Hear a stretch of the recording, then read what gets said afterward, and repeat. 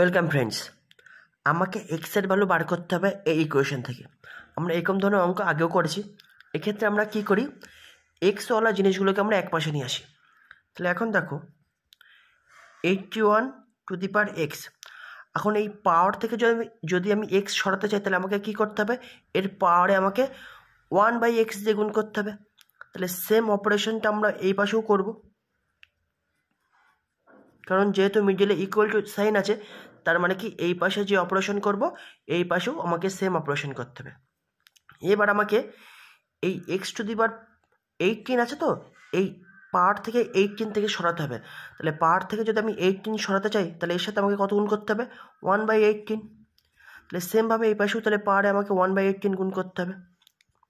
তাহলে কাটাকুটি করলে আমরা কী পাবো, 81 to the power 1/18 is equal to x⁻1/x, right? এবার দেখো এই এক্সওয়ালা জিনিস এক পাশে চলে এসেছে আর সংখ্যাওয়ালা জিনিস এক পাশে চলে এসেছে। তাহলে এখন আমরা এই এক্সওয়ালা জিনিসটাকে তো আর কিছু করতে পারবো না, কিন্তু এই বাম পাশের এই সংখ্যাওয়ালা জিনিসটাকে এই ফর্মে নিয়ে যাব।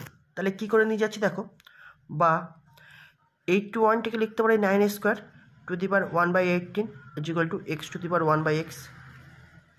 আমরা কি জানি, x⁻m তার পাওয়ারে যদি n থাকে তাহলে সেটাকে আমরা লিখতে পারি কি x⁻m × n। তাহলে এখানে m এর জায়গায় 2 আছে আর n এর জায়গায় 1/18 আছে, তাহলে এটাকে লিখতে পারি 9 to the power 2 × 1/18 is equal to x⁻1/x।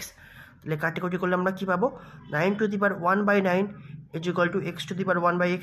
তাহলে দেখো এই ফর্মে এইটা চলে এসেছে। তাহলে এখান থেকে কম্পেয়ার করলে আমরা কী বলতে পারি, x ইকুয়াল টু কত, 9। এটা হবে এই অঙ্কের অ্যান্সার। Thanks for watching.